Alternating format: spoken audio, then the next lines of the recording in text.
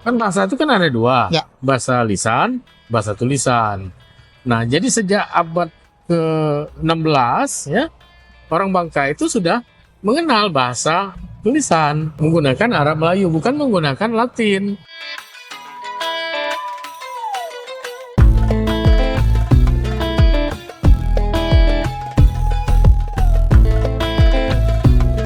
Masyarakat di Bangka Belitung pada masa abad 16 sudah mengenal aksara Arab Melayu. Di saat masa pemerintahan Kesultanan Palembang Darussalam tahun 1666, terdapat aturan yang mengatur kewenangan jajaran pemerintahan Kesultanan Palembang Darussalam yang ada di Bangka menggunakan bahasa Arab Melayu. Tak hanya itu, peraturan adat yakini Sindang Mardika juga ditulis menggunakan aksara Arab Melayu. Pada masa Inggris berkuasa di Bangka, masih menggunakan aksara Arab Melayu, baik surat perjanjian hingga stempel pemerintahan saat itu.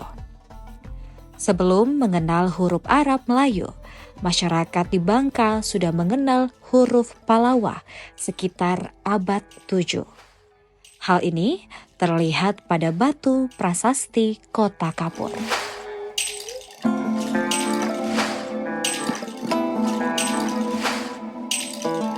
Sehat selalu. Alhamdulillah, Masih segar bugar. segar. Saya lihat ini apa? 0 km 0 km. Bangka, kemudian arah barat sama utara. Sungai Utara, Sungai Let Belinyu, Nah, barat Jebus. barat Mentok. Jebus Muntok. Nah, saya ini berdiri pas di barat laut. Barat laut Jadi berarti ini daerah mana nih? barat laut, utara, timur laut, timur kan, Ya. tenggara, selatan. Nah, anak-anak sekarang nggak paham lagi arah itu. Tujuh Mata Ragan. Padahal ini Nah. ada lagunya dulu kan? Iya, Timur, Tenggara, Selatan, Barat, mudahnya Daya. ya. Nah, ini barat laut ini kalau dalam bahasa Bangka itu disebut dengan melala. Melala. Melala. Arah mana? Melala. Melala itu artinya barat, Barat dengan dengan utara. utara. Itu melala. Makanya di bagian utara Pulau Bangka itu ada nama Tanjung, namanya Tanjung Melala. Tanjung Melala. Melala. Di Tanjung yang terletak antara barat dan utara Bangka.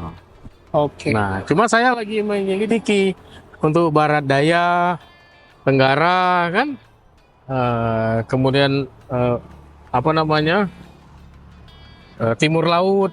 Nah, itu apa bahasa Bangkanya? Masih ditelusuri. Ditelusuri. Baik. Tapi yang sudah tertelusuri itu adalah barat laut Barat laut ya. atau melala. Melala. Siap.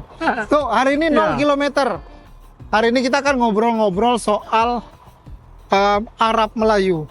Ya. Dan hari ini di belakang kita memang ada koin yang kalau saya baca Haza Fulus, Pangkal Pinang. Ya. Boleh cerita tidak? Secara garis besar ini kan contoh satu dari sekian banyak contoh Arab Melayu yang ada di Bangka Belitung. Iya. Kalau sejarahnya Arab Melayu Bangka Belitung itu seperti apa? Atau dari kapan mestinya? Kalau terkait dengan Arab Melayu, Bangka Belitung itu kan sejak tahun 1666 itu kan sudah berada di bawah pengaruh Kesultanan Palembang Darussalam. Ya. Nah, jadi sudah berada di bawah pengaruh Kesultanan Palembang Darussalam, dan aturan-aturan adat, hukum adat itu ditulis menggunakan huruf Arab Melayu. Jadi ada 10 pasal ya yang merupakan aturan adat yang menjadi kewenangan dari Rangga Tumenggung. Kemudian ada 45 pasal yang menjadi kewenangan dari mulai dari Depati sampai ke Lengan ya, kepala kampung kecil. Itu aturan-aturan adatnya sejak tahun 1666 itu sudah menggunakan Arab Melayu sebagai bahasa tulisannya ya, bahasa tulisan pada masyarakat Bangka. Artinya orang Bangka itu sejak 1600 itu tidak bisa kita sebutkan buta huruf. Memang dia buta huruf Latin, tetapi dia tidak buta huruf Arab. Huruf Arab karena huruf Arab digunakan sebagai bahasa tulisan ya pada masa Kesultanan Palembang Darussalam. Nah, begitu terus ya. Nah, kemudian itu buktinya ya, ada 10 pasal, 45 pasal Undang-Undang Sindang Merdeka itu ditulis dengan huruf Arab, sehingga kita membacanya pun agak sulit ya, karena mungkin kita sekarang kan anak-anak sekarang terutama tidak belajar Arab Melayu. Kalau saya tahu sampai tahun 77 saya masih sekolah, namanya sekolah Arab. Saya punya 2 ijazah. Dulu ada SD kan. Nah, sore-sore kita sekolah Belajar Arab Melayu itu. Belajar di sekolah Arab namanya, Madrasah Ibtidaiyah itu dulu namanya sekolah Arab tahun 70-an itu. Itu dulu. Iya, belajarlah kita salah satunya Arab Melayu. Makanya kita bisa membaca. Tuh, tapi kalau kemudian saya mau dibantu soal untuk pertama kali mungkin bisa tidak ditemukan atau terdeteksi Arab Melayu pertama kali itu wilayahnya di 7 kabupaten kota Bangka Belitung itu di mana dulu tuh? Ya, kalau terkait dengan hukum adat tadi ya. Itu kan meliputi seluruh wilayah.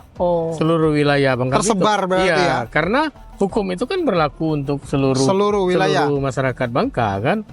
Nah, itu yang paling tua ya menurut saya. Kemudian yang berikutnya ketika Inggris berkuasa kan. Nah, Inggris juga misalnya membuat cap ya.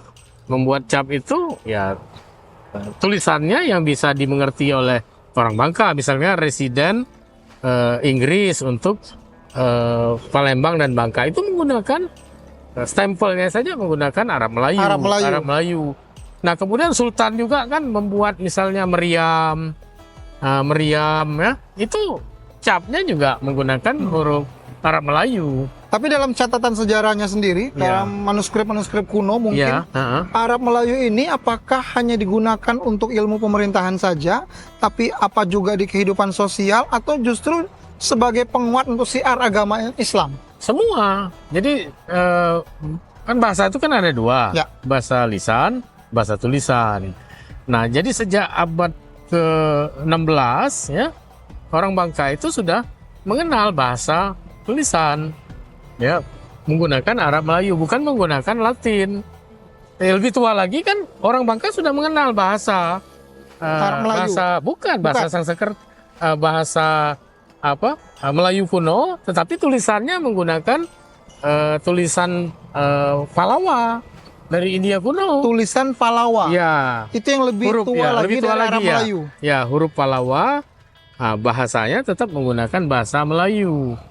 Nah, kalau kita ini kan huruf Arab, bahasanya Melayu, makanya disebut Arab Melayu. Nah, yang lebih tua itu abad ke-7, huruf Pallawa dari India, bahasanya Melayu kuno.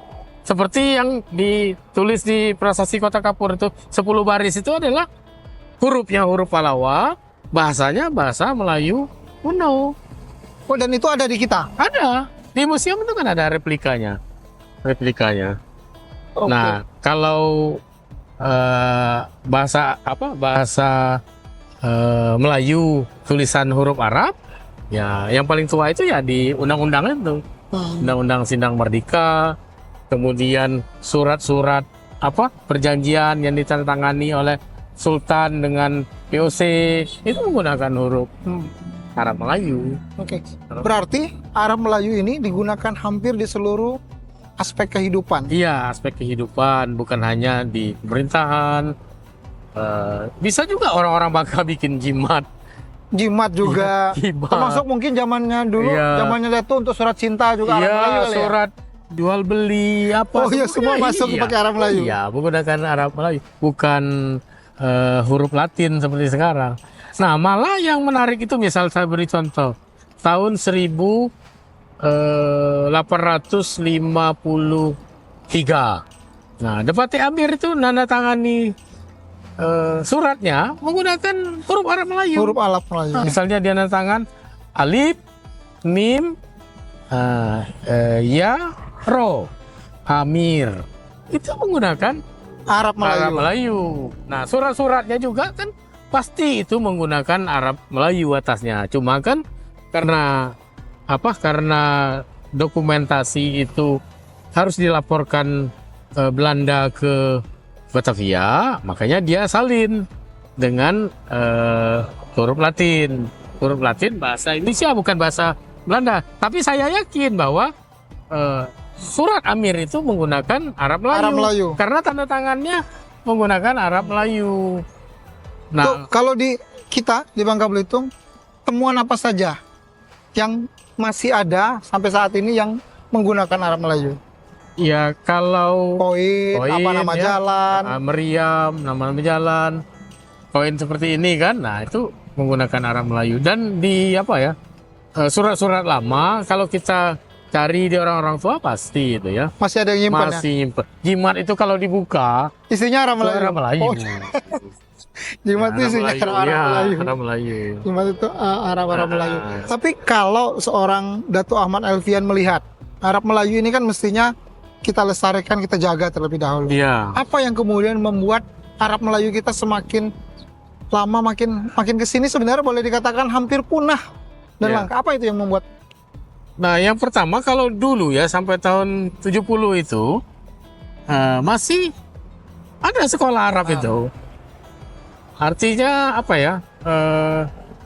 kita masih berupaya untuk mewarisi Tahun tradisi. 70-an ya? Iya, tradisi aksara itu, bahwa nenek moyang kita menggunakan huruf Arab ya dalam komunikasi tulisannya.